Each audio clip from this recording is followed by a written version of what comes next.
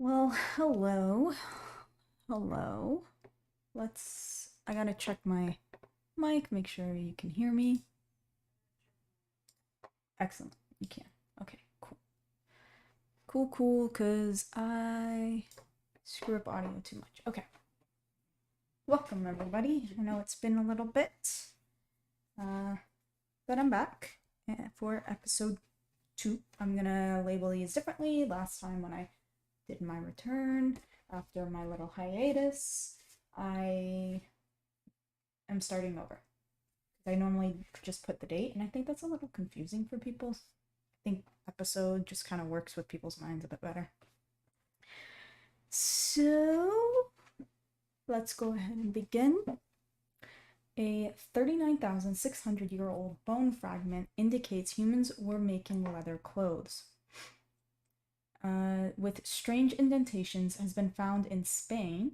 Researchers believe that the bone was used as a punch board for making holes in leather, which suggests that humans were wearing leather clothes in Europe 39,000 years ago. This is the earliest evidence of humans making leather clothes, and it provides new insights into how early humans adapted to cold climates. So we got this here.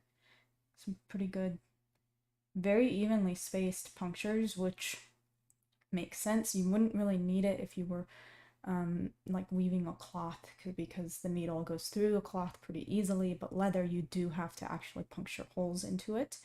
I actually work with leather myself. I started doing that a couple of years ago just for fun, as well as book binding. That really got me into it, and then I wanted to make shoes and all kinds of stuff.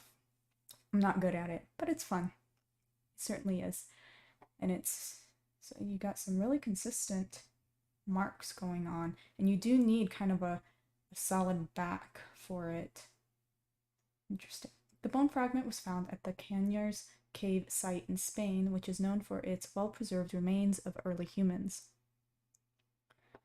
The bone fragment is made from the hip bone of a large mammal, and it has a series of evenly spaced indentations on one side. The researchers believe that these indentations were made by a tool with a sharp point and that they were used to make holes in leather. I don't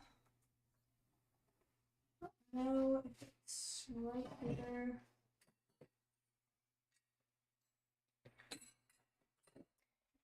I guess I could show you this. What I kind of use. I haven't gotten the hang of this particular awl, but it's just like a really thick needle. This one actually comes with the string threaded through. I haven't gotten the hang of this particular awl, but yes, gives you the hint. You would have a backing. I use a wood board. You put it the leather, and then you put it down. You hit the top, punctures through, and then once you have all the holes, you can take the needle and send the string through. And they probably were able to ascertain the general shape of what it was that punctured this. And because of the very even, very uniform sizing and everything of this, it's not likely teeth. Teeth has some differences in shape and such. Researchers believe that these indentations were made by a tool. The researchers also found evidence that the leather was tanned, which means that it had been treated with chemicals to make it more durable.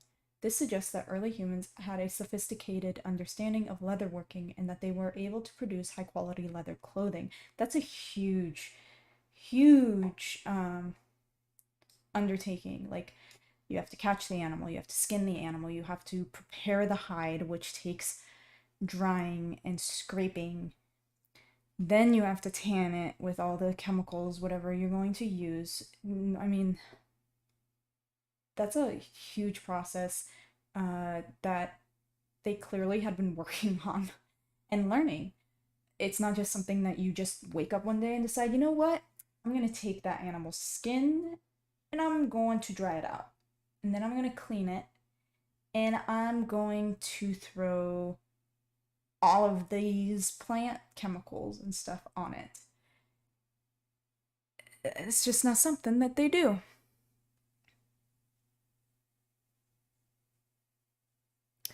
Handmade leather booties she made and wore in class. I think it was for a Legend of Zelda cosplay because they were green and she loved Legend of Zelda. Probably. That's cool. They sound comfortable. Just little leather booties. Alright, so yeah, they found the evidence 39,000 years ago, but these people probably were doing it a lot longer than that.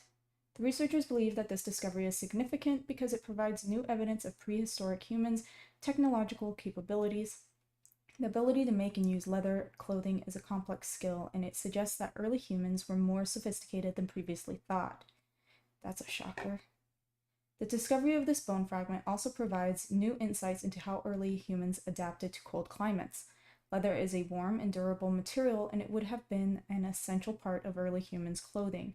The discovery of this bone fragment suggests that early humans were able to make and use leather clothing, which would have helped them to survive in cold climates. Oh, yes. All right, so that's cool. Just kind of pushing back that whole technology. Let's move on. New research sheds light on the diversity of Neanderthal hunting practices. A new study has found clues to the behavioral variability of Neanderthal hunting parties by analyzing the remains left by the successive visits of Neanderthal groups at a site in Spain. The study found that the remains were not evenly distributed, suggesting that Neanderthals used different strategies for hunting and processing their prey. The study also found that the Neanderthals at the site may have been part of a larger group, as the remains suggest that they were not all present at the site at the same time. Okay. Not quite sure everything we're looking at. AC various lithic tool assemblages right here, so some flakes. Traces of faunal remains. So we've got teeth. Not quite sure what F is. Some type of bone. We got some long bones here. The study's findings provide new insights into behavior of Neanderthals and suggest that they were more complex than previously thought. Is that it? Seriously? That's it? You didn't say anything in this article. You just said, oh, they were different. Well, how were they different? You've got to actually say it. This was a lame article. Anthropology.net, do better. Let's see. Identifying activity areas in a Neanderthal hunting camp. Okay. Spatial analysis has been much used to examine the distribution of archaeological remains at Pleistocene sites. However, little is known about the distribution patterns of site identified as hunting camps, i.e., places occupied over multiple short periods of the capture of animals later transported to a base camp. The present work examines a Neanderthal hunting camp to determine whether different activities were undertaken in different areas of the site. A spatial pattern was detected within a main cluster of materials, lithic tools, faunal remains, and coprolites, clearly related to the presence of nearby hearths, the backbone of the utilized space. This main cluster appears to have been related to collaborative and repetitive activities undertaken by the hunting parties that used the site. Spatial analysis also detected a small isolated area, perhaps related to the carcasses processing at some point in time, and another slightly altered by water. Okay, so they're just kind of mapping out this campsite. And just like modern humans, they're using similar, they go to a site and they're like, you know what? We already have a hearth right here. Let's keep it there. Why move it? So they're just doing what humans would do today. Why make your job harder? And they specifically would have designated areas for different things. What is this?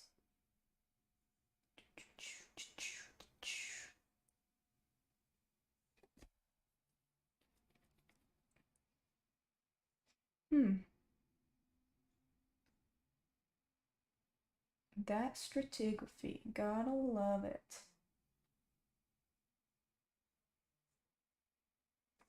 Okay, go back, go back, go back, go back. We're gonna skip a lot. What is this? Final remains, lithic tools, coprolites. Ah.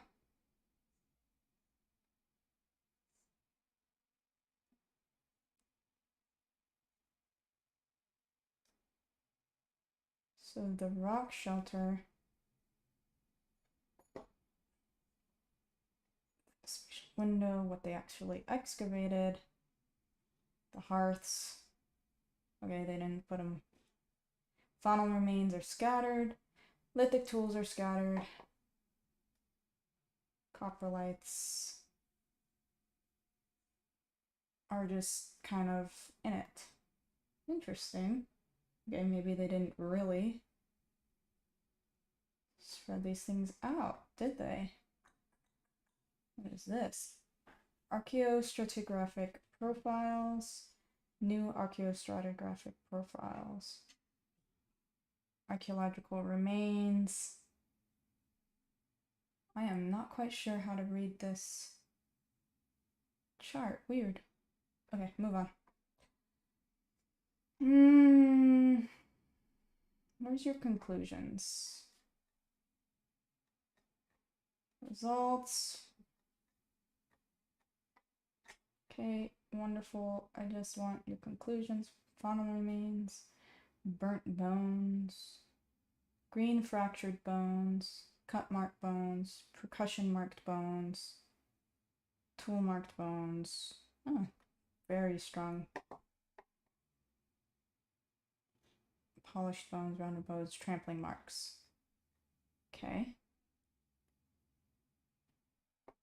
Coprolites showed a cluster distribution pattern function in the DCLF and MAD tests with the L and J functions over a space occupying part of the center south of the site and coinciding for the most part with a hearth. So it looks like they went in the hearth or dumped it in the hearth.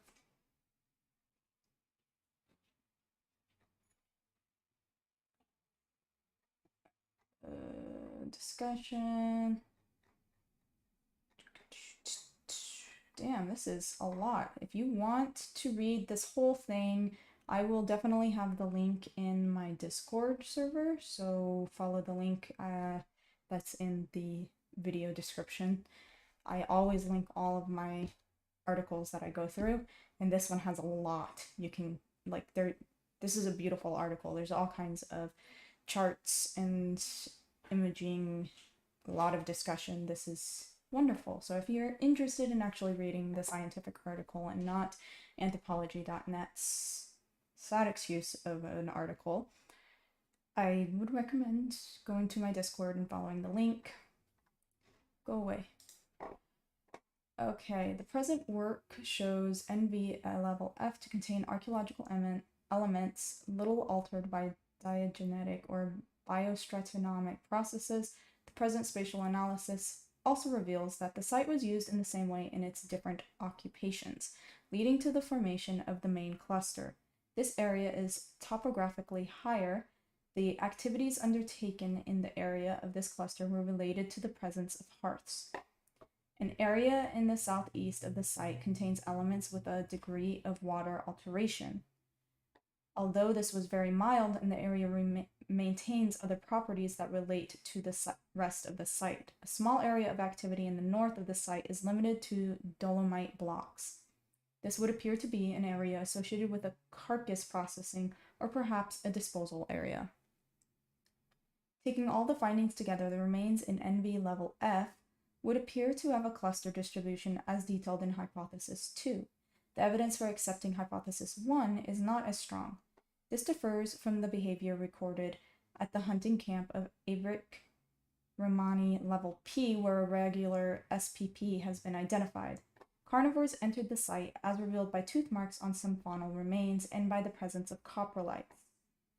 Lynxes and probably hyenas used different areas of the site, it would appear that at least on one occasion a lynx undertook activity over an abandoned hearth. Okay, took activity. It squatted. That's funny. So that's where the coprolites are from. Okay. Interesting. Yeah, definitely gonna have to read this in my own time. I don't want to get too much into the nitty-gritty of an article on stream, but yes, sounds very interesting. The revolution that still isn't, the origins of the behavioral complexity in Homo sapiens.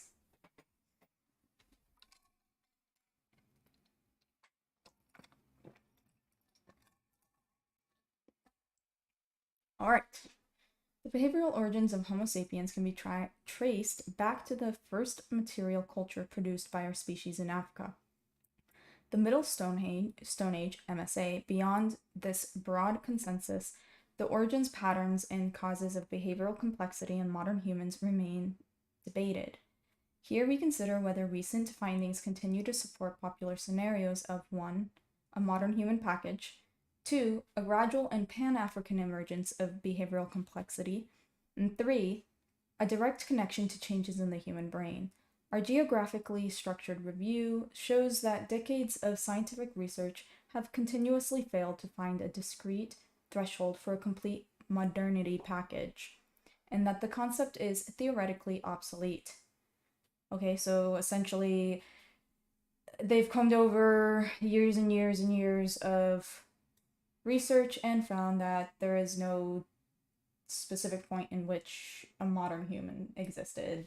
It's not just ancient human, boom, modern human, super complex. They don't find that.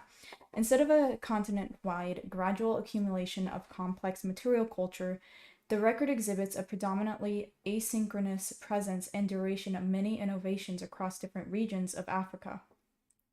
The emerging pattern of behavioral complexity from the MSA conforms to an intricate mosaic characterized by spatially discrete, temporally variable, and historically contingent trajectories. MSA, Middle Stone Age. Okay. The archaeological record bears no direct relation to a simplistic shift in the human brain, but rather reflects similar cognitive capacities that are variably manifested. The interaction of multiple causal factors constitutes the most parsimonious explanation deriving the variable expression of complex behaviors, with demographic processes such as population structure, size, and connectivity playing a key role. While much emphasis has been given to innovation and variability in the MSA record, long periods of stasis and the lack of cumulative developments argue further against a strictly gradualistic nature in the record. Instead, we are confronted with humanity's deep, variegated roots in Africa and a dynamic meta-population that took many millennia to reach the critical mass capable of producing the ratchet effect commonly used to define contemporary human culture. Finally, we note a weakening link between modern human biology and behavior from around 300,000 years ago. I'm not quite sure what they mean by ratchet effect for human culture.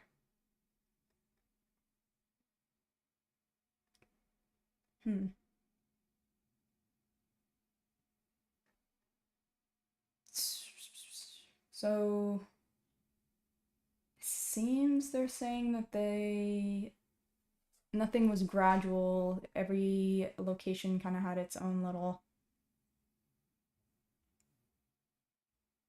stasis, and then it would jet forward, and then stasis, and then jet forward. Okay. Again, not gonna read the whole article, just trying to give an idea of things. What is this? I like charts. What? Won't let me see it. Can't even read that tiny little text. 1,000 years ago, so we got timeline farther away, the closer it is to today.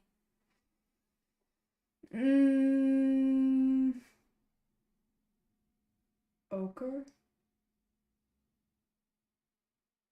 engraving, hunting. Okay. So these are different things, different social complex things, and when approximately when they found them in these locations.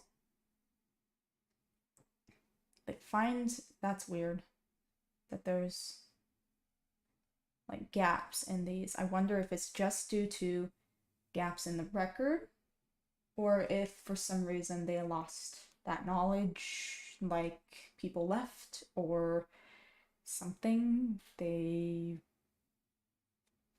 went to war and were wiped out, and the warring community wasn't there. They went back home. I don't know. That's interesting. There's a lot of reasons that there could be a gap here. Man, I wish I could read this. Dang it. And I'm not downloading it. Okay. Moving on. Next one. 125,000 years ago, Neanderthals were hunting straight-tusked elephants. Neanderthals were skilled hunters and they were not afraid to take on large prey. In fact, new evidence suggests that Neanderthals may have hunted straight-tusked elephants, one of the largest land mammals of the Pleistocene epoch. The evidence comes from a study of bones found at a site in Germany. The bones show that the elephants were killed by humans, and that they were butchered in a way that suggests that Neanderthals were experienced hunters. Okay. Hey, go away. Go away. So we have all of these different cut marks, and what this could actually really help the cut marks on bone is when you slaughter an animal, there's a specific way that makes it a lot easier to do, and it's the best way to get the meat off the bones, each muscle individually or not individually. So we're able to take that information and kind of compare it to what we know of the anatomy of the animal and see how well they were butchering it. The study authors believe that the Neanderthals may have hunted straight-tusked elephants for their meat and ivory. They also believe that the hunting may have been a communal activity with groups of Neanderthals working together to bring down the elephants. This finding is significant because it shows that Neanderthals were capable of hunting large and dangerous animals. It also suggests that they were able to cooperate in complex ways, which is something that was previously thought to be unique to modern humans. Okay. So, fun stuff. I got this here, but it's not really... They took it from the article, and then it doesn't show what these numbers are. New research challenges the long-held belief that horses were introduced to the American West by Europeans. The arrival of horses in North America is a well-known story. Spanish explorers brought them to the Americas in the 16th century, and they quickly spread throughout the continent. However, a new study suggests that horses may have arrived in North America even earlier than that, and that Native Americans may have played a role in their spread. The study published in the journal Science looked at the DNA of horses from across North America. The researchers found that the horses in the American West were more closely related to horses from South America than to horses from the East Coast. This suggests that the horses in the West arrived there from South America, and that they did so before the Spanish arrived in North America. What? The study published in journal Science looked at the DNA of horses from across North America. The researchers found that the horses in the American West were more closely related to horses from South America than to horses from the East Coast. Okay. The researchers believe that the Native Americans may have been responsible for bringing the horses to the West. They may have acquired the horses from South America and then transported them north along trade routes. This new study suggests that the history of horses in North America is more complex than we thought. It also suggests that Native Americans played a more important role in the spread of horses than we previously realized.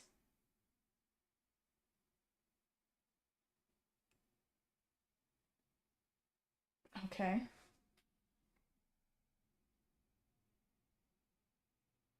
Okay. I don't know what to say. Moving on. Horses aren't really my thing, honestly. Ancient humans were eating giant land snails as far back as 170,000 years ago. There was the study where they recreated the flint butchering tools used by hunters and had modern hunters use them to see how fast and ideal the tools are. I'll try and find the article. That'd be cool. Yeah, I love that type of archaeology where you get to experiment. Ah, Clovis. Cool. Okay, giant land snails. A team of researchers from the University of York and the University of Cape Town have found evidence that ancient humans cooked and ate giant land snails around 170,000 years ago.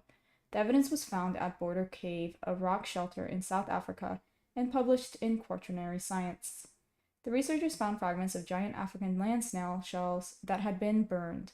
They also found stone tools that were likely used to cook the snails.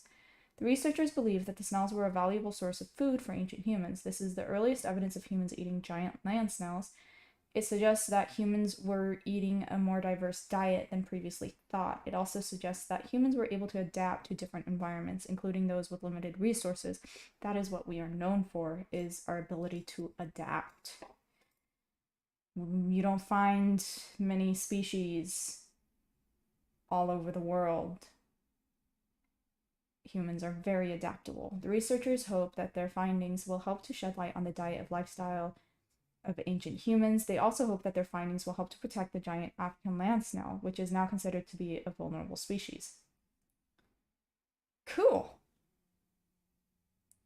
Cool and gross. Reminds me of Emperor's New Groove when they're in the diner and they like smack the roly-poly thing and it like opens up. Yeah. To each their own. Eat what you need to eat. I get it. Evidence of drug use during Bronze Age ritual ceremonies has been discovered in Europe for the first time. A new study published in the journal Scientific Reports has found evidence of drug use during Bronze Age ceremonies in Menorca, Spain. The study analyzed strands of human hair from a burial site and found traces of three alkaloid substances known to produce altered states of consciousness: ephedrine, atropine, and scopolamine. Cool. They getting high. Look at that cave system. Beautiful. The researchers believe that these substances were likely used as part of ritual ceremonies and that they may have been ingested orally or smoked. Why? Where is your ritualness? They also suggest that the use of these drugs may have been associated with shamanism or other forms of religious or spiritual practice. This is the first direct evidence of drug use in Europe during the Bronze Age, and it provides new insights into the beliefs and practices of people during this time period. The study also suggests that the use of psychoactive drugs may have been more widespread in Europe than previously thought. The researchers hope that their findings will lead to further research. Yep, of course, always further research, but I'd like to know why they think it was for spiritual practices.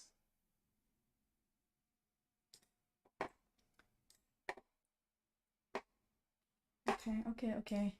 Human hair dated to late prehistory is exceedingly rare in the Western Mediterranean. Archaeological excavations in the Bronze Age burial and cult cave of Es Karitsk in Menorca provided some human hair strands involved in a singular funerary rite. This finding offered the opportunity to explore the possible use of drug plants by late Bronze Age people. Here we show the results of the chemical analysis of a sample of such hair using ultra-high performance liquid chromatography high-resolution mass spectrometry. Whew, say that 10 times fast. The alkaloids ephedrine, atropine, and scopolamine were detected, and their concentrations estimated.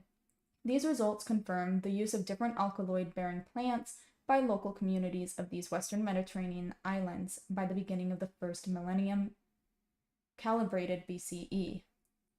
Human consumption, if you don't know what the calibrated means, it's trying to compensate for the complete change of carbon and just like the overall global environment after the Industrial Revolution, so they calibrate it to kind of compensate for that.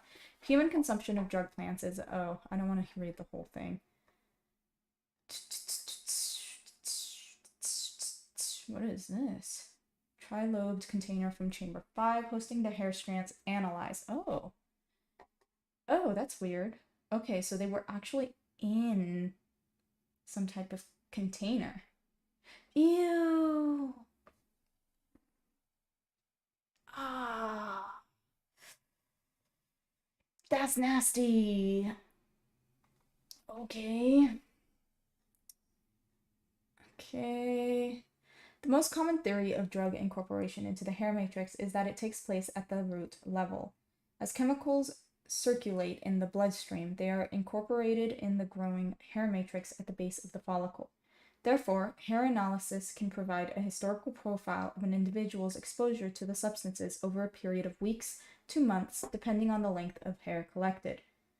Modern human scalp hair grows at an average rate of 1 centimeter per month, depending on hair type, phenotypic affiliation, sex, and age. The length of the hair strands and the analysis of segments all along the hair shafts point to the consumption over a period of nearly a year. Hence, drug intake was sustained over time, probably well before death. Okay. So why did they think it was ritualistic? Such analysis could not be performed since the lack of bulbs in the hair strands prevented a clear distinction between distal and apical segments. The 3 alkaloids, they're just saying that they didn't have the root of the hair, so they weren't exactly sure how close to time of growth the hair that they had was. The 3 alkaloids monitored were found in the cave of Kerich. I don't know. Hair analyzed ephedrine and scopolamine at higher concentrations than atropine.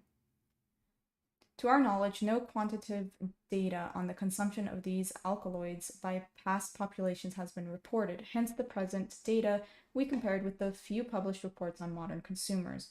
Recent analysis of hair of patients suffering from datura poisoning revealed atropine and scopolamine in a patient who admitted regular consumption of datura stramonium and only scopolamine in a regular cannabis abuser who had consumed 6 dried flowers of D-inoxia in hot water, making a tea. These data are consistent with phytochemical studies that show that the ratio of scopolamine to atropine is substantially higher in D-inoxia than in D-stramonium.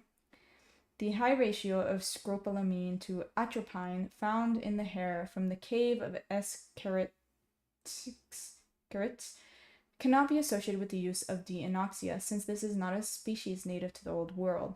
A likely candidate is D-stramonium, since chemical analysis of different tissues from different varieties of this species at different ontogenetic stages have shown that the ratio of scopolamine to atropine varies substantially from less than 1 stems of senescent plants. Okay. Possible uses. Highly psychoactive, exerting multiple effects on the central nervous system. Rather than just being hallucinogens, atropine and scopolamine belong to the group of deliriant drugs, i.e., they induce delirium characterized by extreme mental confusion, strong and realistic hallucinations, disorientation, alteration of sensorial perception, and behavioral disorganization.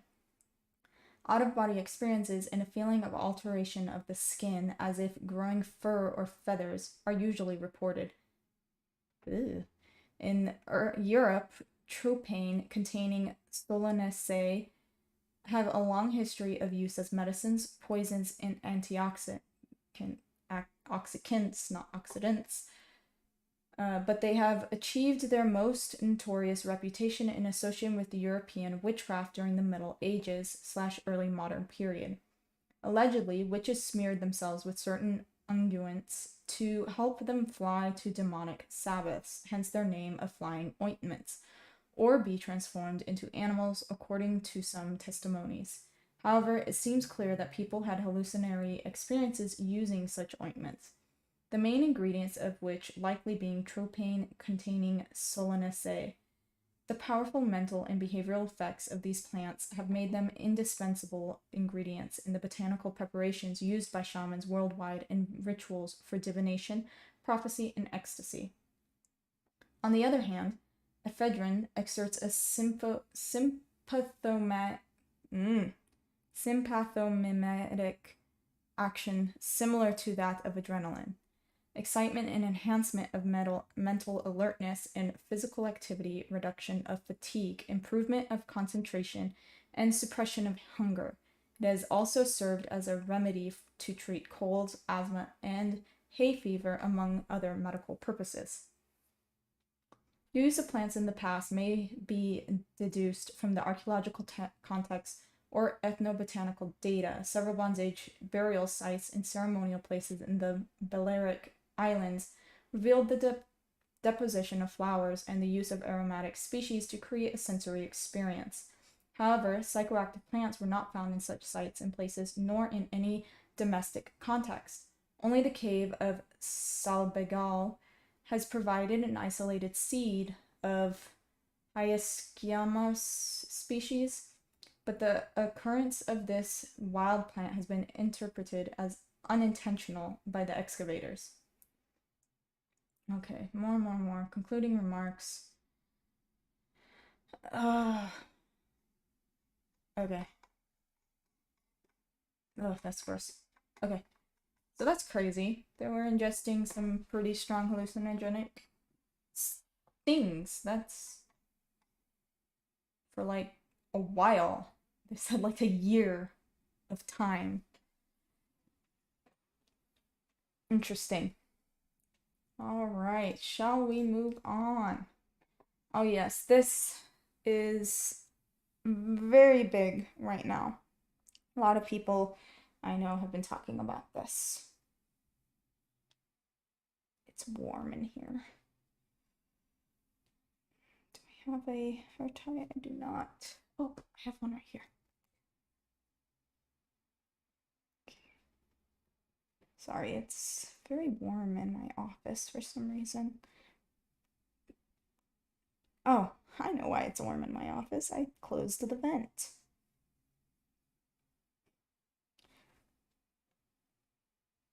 Ouch. There we go. Okay. Footprints found in New Mexico suggest that humans may have arrived in the Americas earlier than previously thought. Scientists have discovered over 60 human footprints or ghost tracks in White Sands National Park in New Mexico.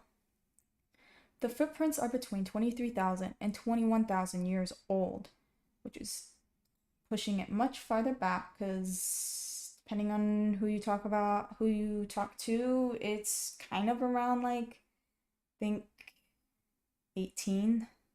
So this one pushes it back a pretty good amount.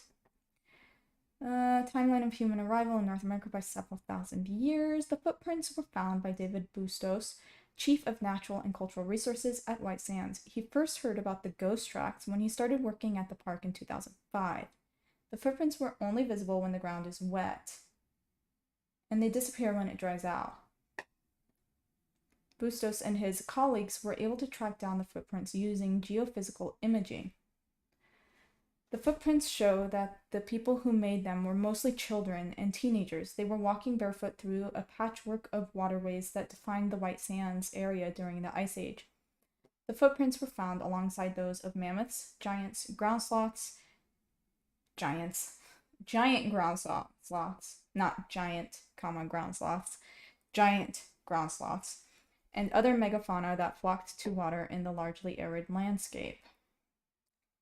The discovery of these footprints is significant because it provides new evidence that humans were in North America during the last Ice Age.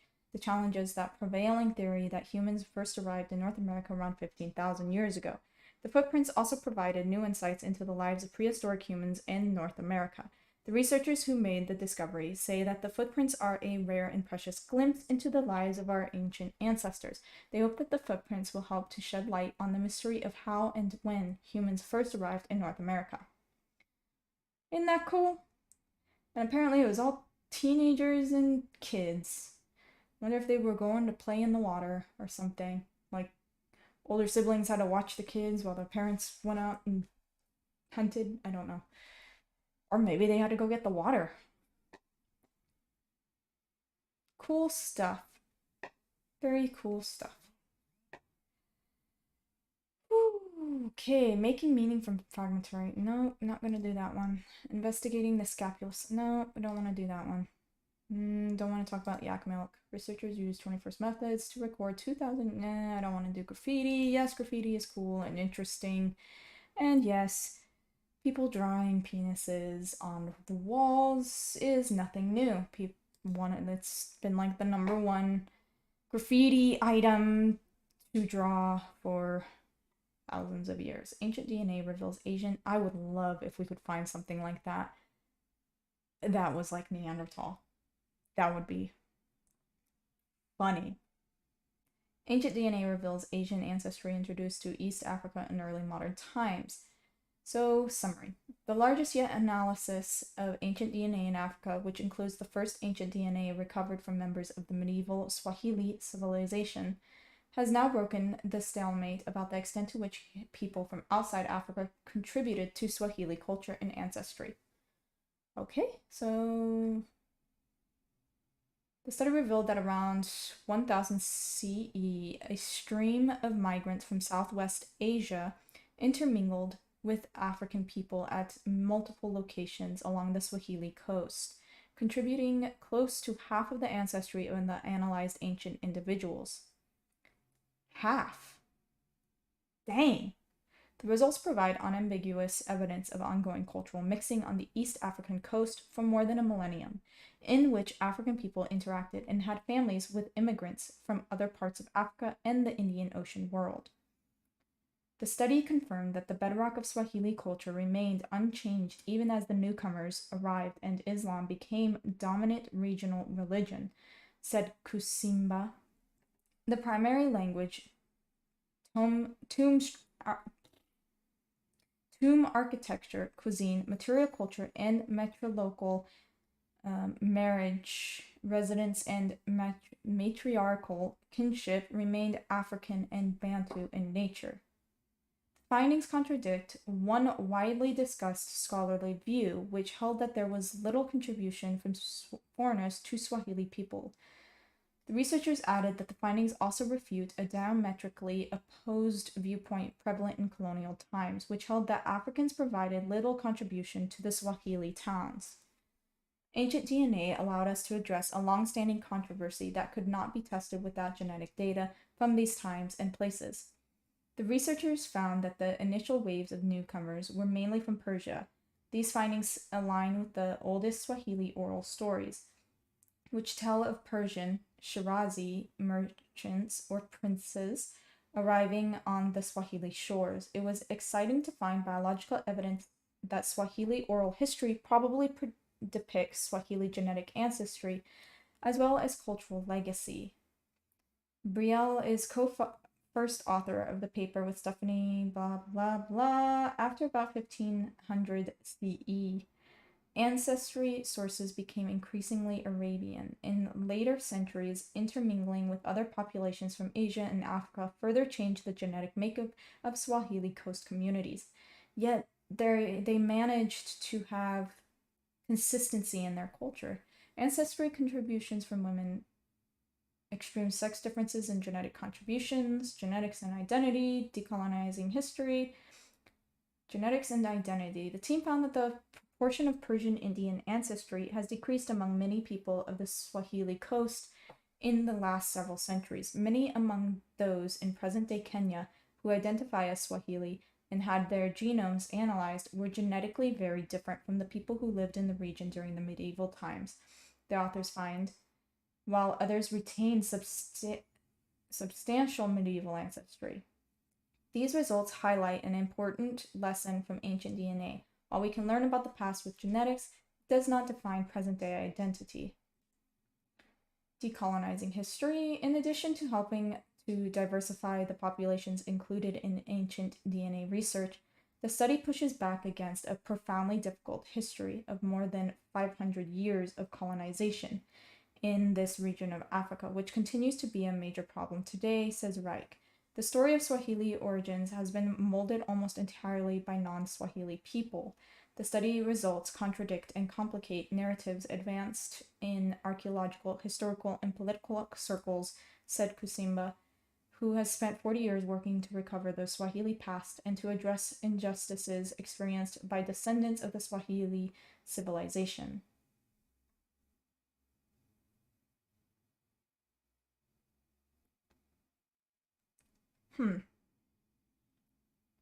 Sounds like a lot of people just kept going to this area for a very long time. No.